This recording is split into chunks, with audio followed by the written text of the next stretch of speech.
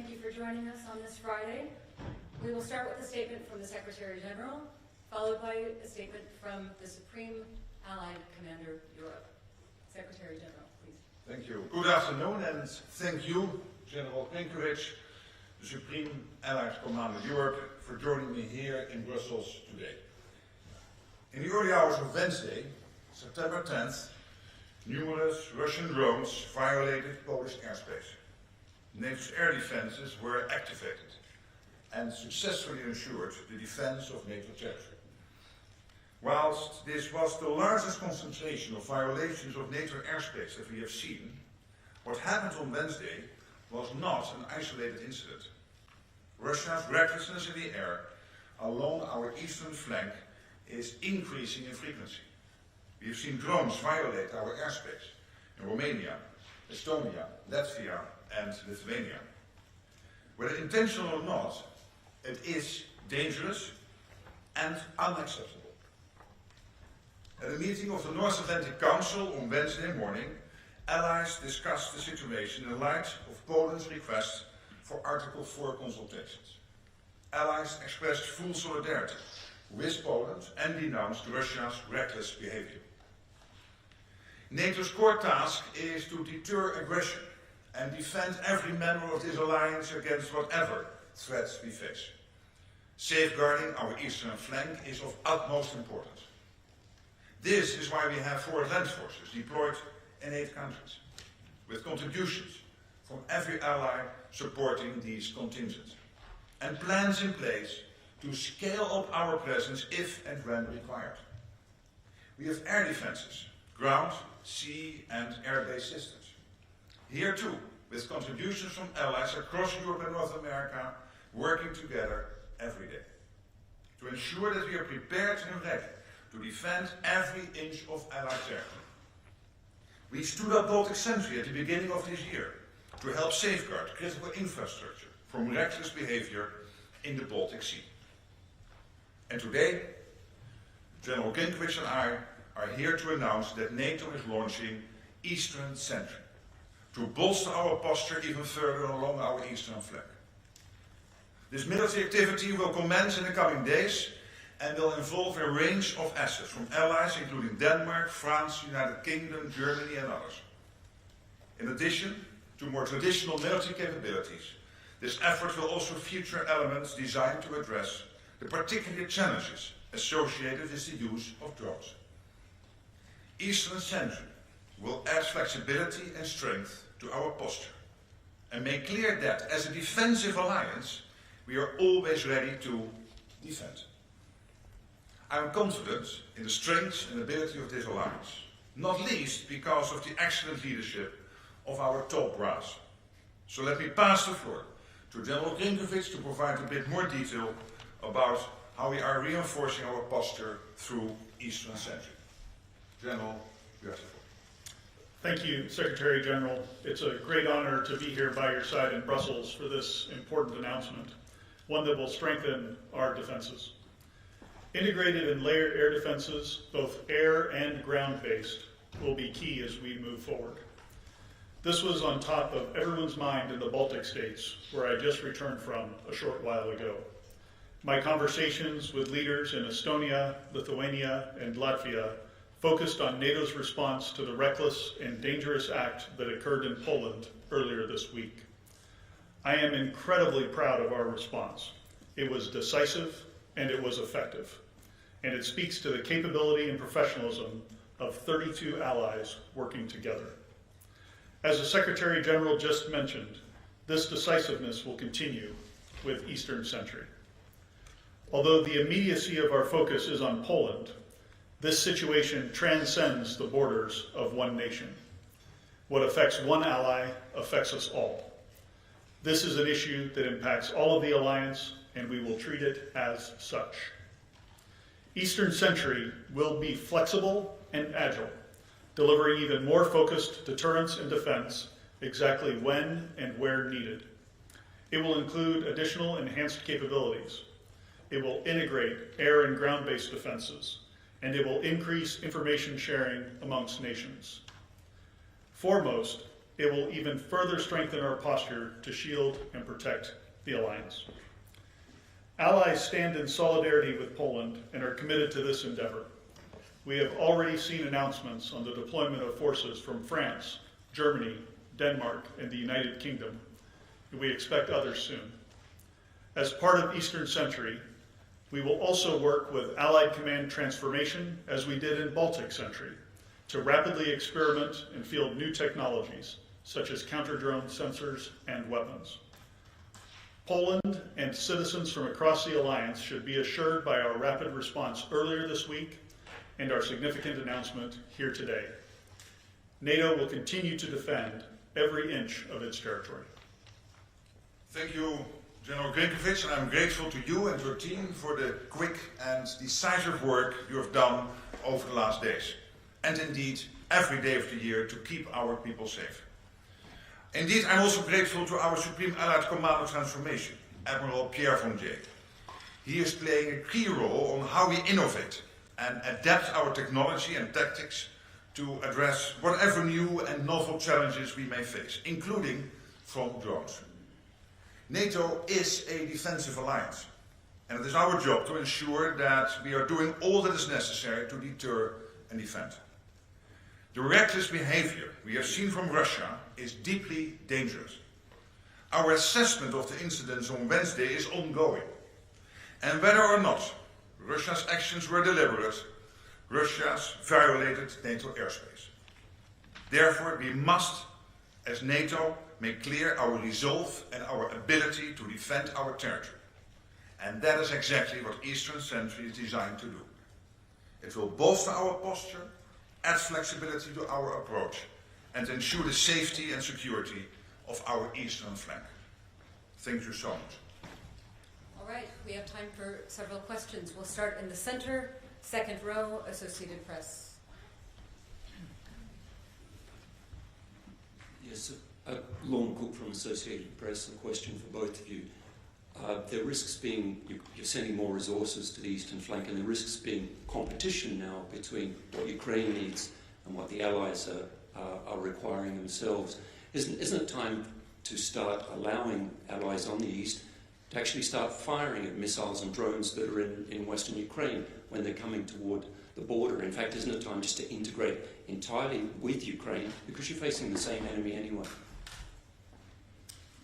Sir, thank you for the question. What I would say is Eastern Sentry is focused on the defense of alliance territory. And as of right now, I see no conflict between the support that individual nations are providing to Ukraine and what they are offering to contribute to this effort. All right, France Press. Thank you very much. One question for the Secretary General and one for SACEUR. This Max Delaney, AFP. Secretary General, NATO crossed a Rubicon the other day by shooting down Russian aircraft over Allied territory for the first time. Is NATO now closer to war with Russia than it's ever been? And to SACEUR, you've said repeatedly that this was a successful operation by NATO to shoot down these drones, but it seems that you only shot down a handful of the drones, which was a far lower rate than Ukraine achieves.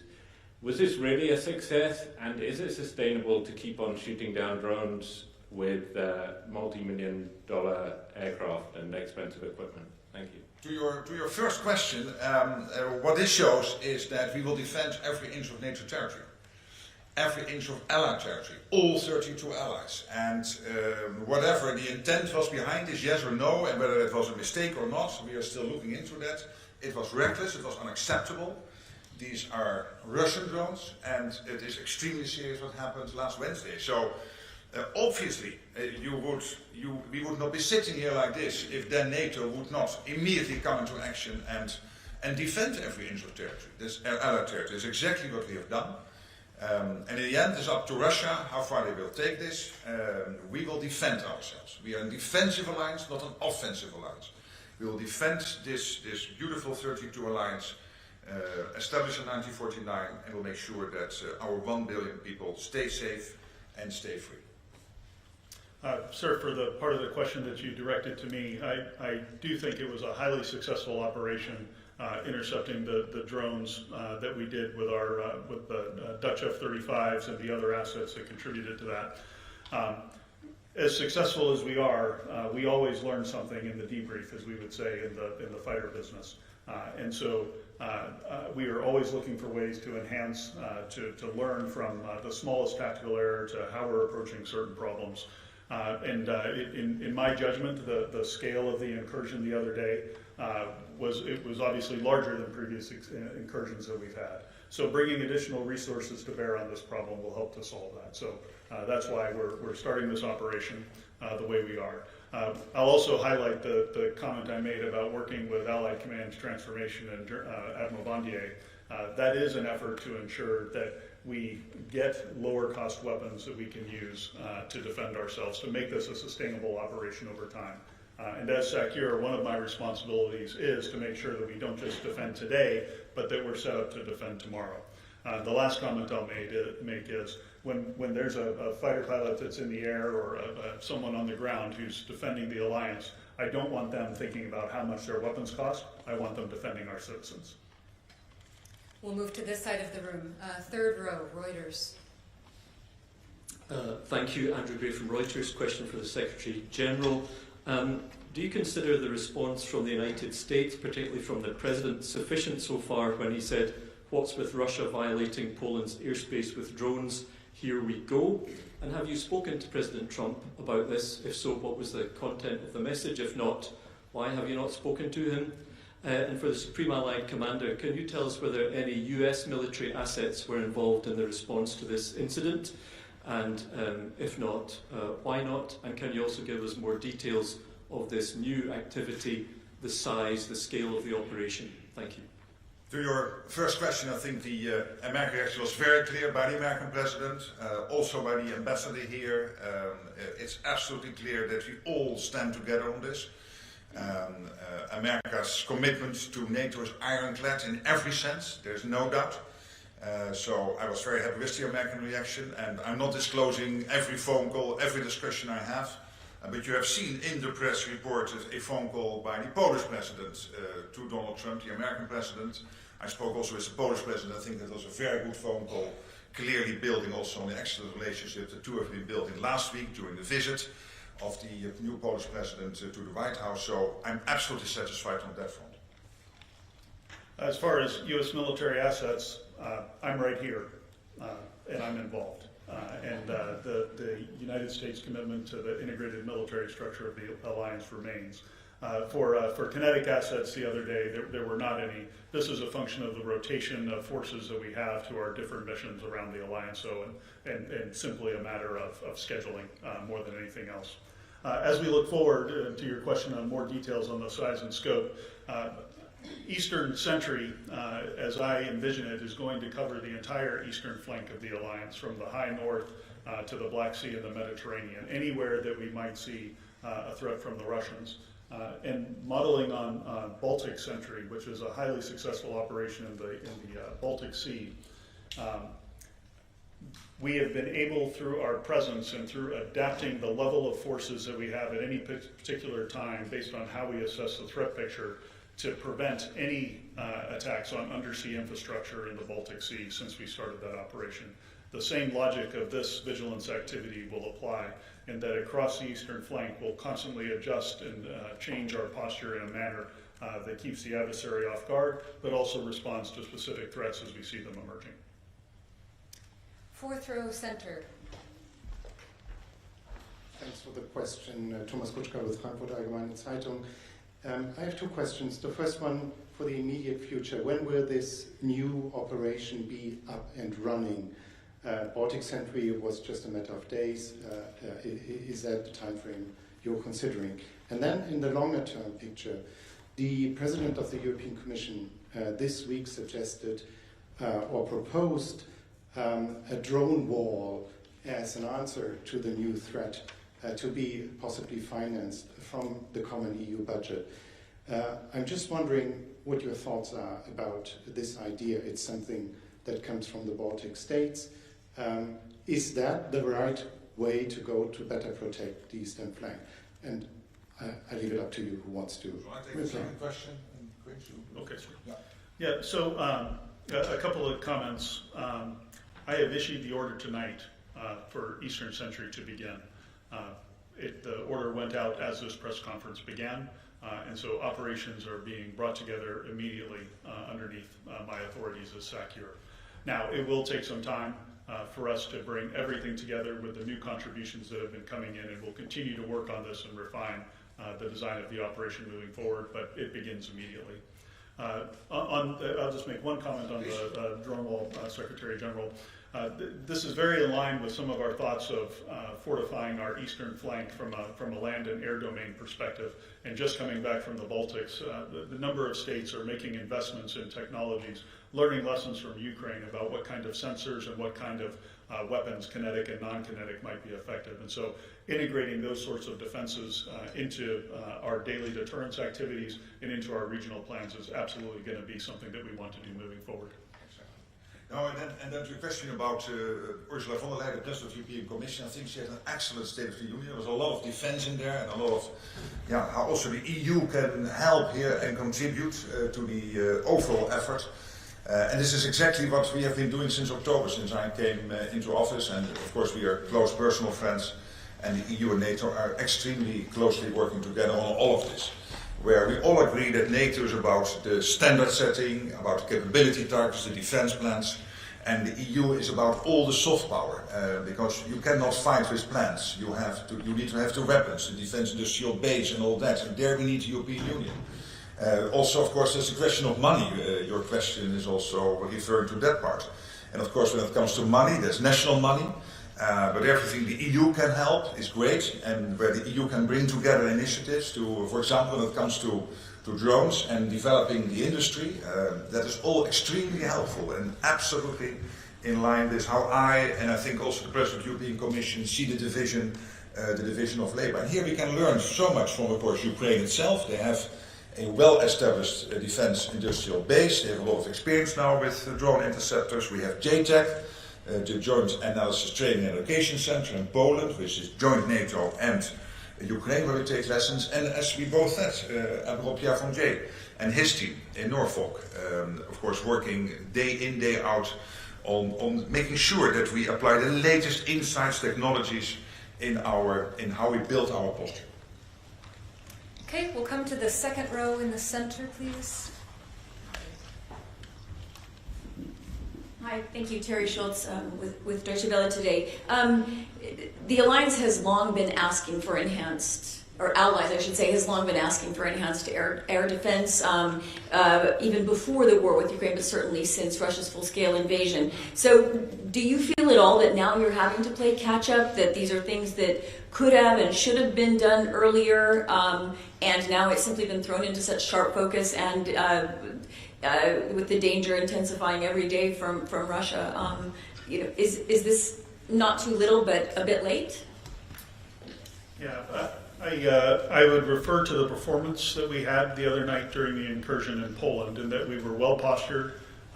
The authorities at the North Atlantic Council had provided to SACEUR had been further delegated, and aircrew were able to act decisively on a meaningful tactical timeline to eliminate much of the threat that was heading into Poland. So I don't think we're playing catch-up. I think we were postured fairly well for that event. Now, having said that, we're always learning, and that's part of the reason that we're moving forward with this enhanced vigilance activity to bring additional capabilities together, given the scale of that incursion being something that we hadn't seen to this point. We had seen a few drones here and there, a smaller number, very well postured. If it had just been that, we would have gotten them all. But clearly, with the number that came across the border, it's time to take a fresh look at this, and we're always learning. NATO is a learning organization. Allied Command Operations is a learning command, and we're going to do everything we can as we learn those lessons to incorporate them rapidly and ensure we're defending every inch of the alliance.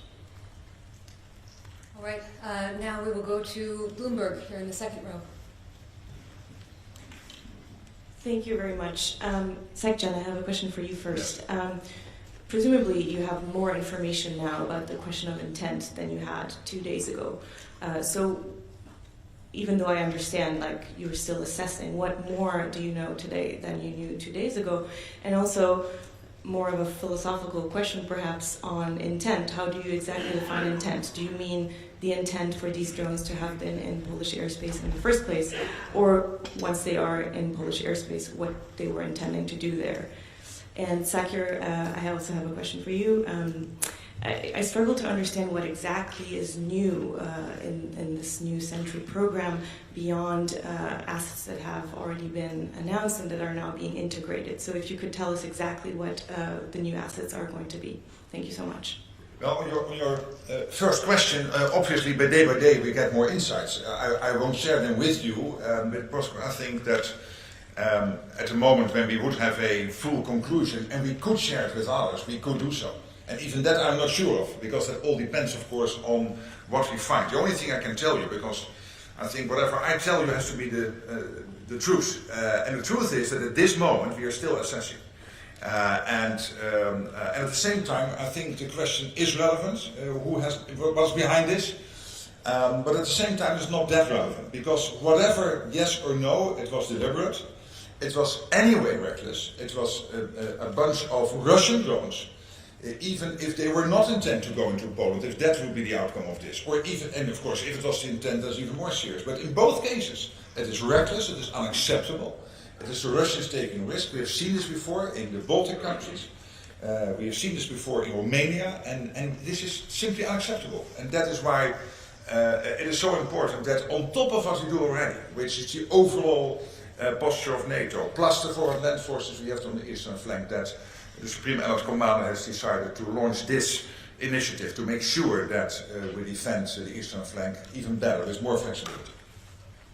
So, a really good question. So, we saw President Macron's announcement of providing the Rafale fighters. We have Danish F-16s that have been offered. A frigate has been offered. Some ground-based air defense capabilities have been offered. But I would ask that we don't focus on those specific items. The key to this is an entirely new defense design. So the previous way that we orchestrated ourselves on the eastern flank is we had individual air policing actions in different locations, and we had individual ground-based air defenses in several locations as well. And then, of course, we're working with nations on a case-by-case basis as we see threats. This is going to be a comprehensive and integrated approach. And with additional resources, we'll be able to plug gaps in the line. We'll be able to concentrate forces where we need to defend at a moment of a particular threat. And we'll have much better communication across the entire eastern flank so that it's truly an integrated approach to this defense. Thank you. Okay, we have time for a few more. We'll go to the fourth row in the center.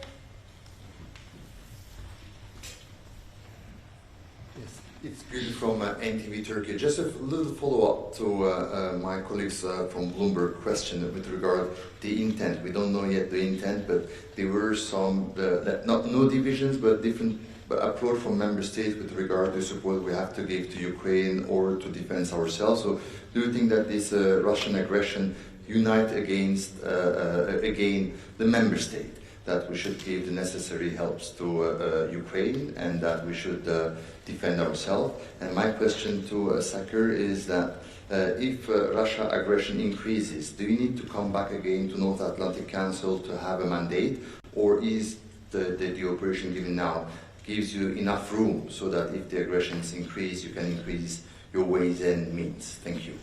On your first question, as I said, we are assessing it, and again, the answer to the question is of course of relevance, but anyway, it is unacceptable what happened.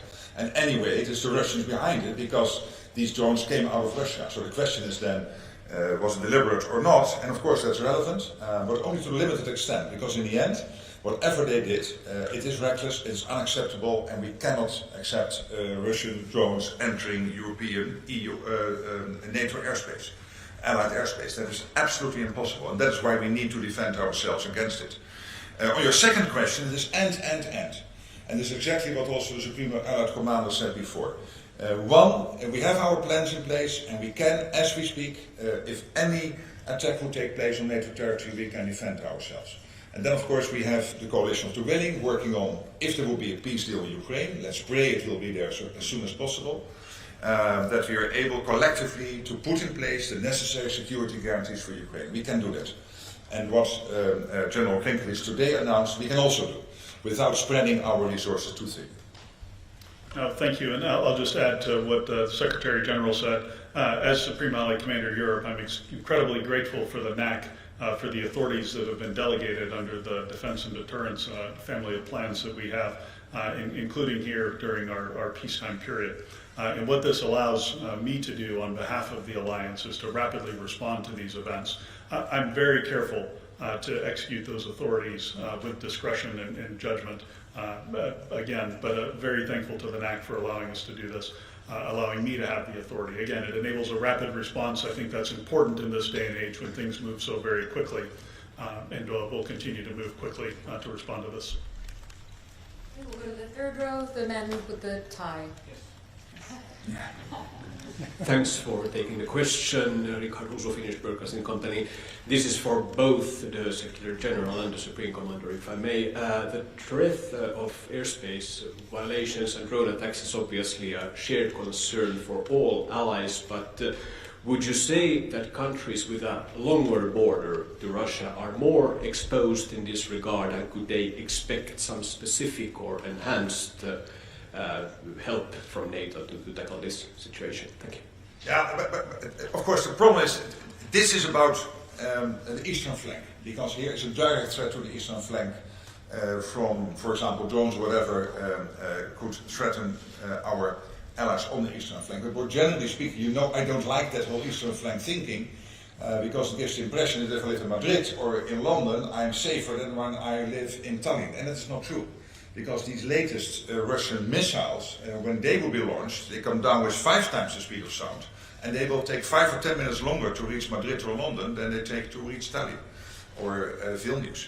So in that sense, let's agree that within this alliance of 32 countries, we all live on the eastern flank. Why is this Eastern Sentry so important?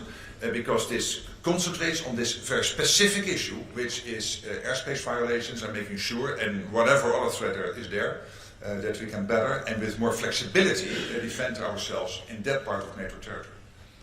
I guess I would just add for commentary, I have a fairly robust portfolio at the operational level of war of dealing with drone attacks from my time in the Middle East, including large drone attacks from Iran toward Israel back in April of 2023. 2024. The range that those drones can fly and the paths that they can take, we are all vulnerable to them. So the eastern flank provides a first line of defense for this. And if those drones get through that first line of defense, they can be paired with the ballistic missiles or other capabilities that hold the entire alliance at risk. So I do think, while it is an Eastern Sentry line that we're working to defend, it is on behalf of the entire alliance that this is going forward. Okay, that's all we have time for today. Thank you so much for joining us.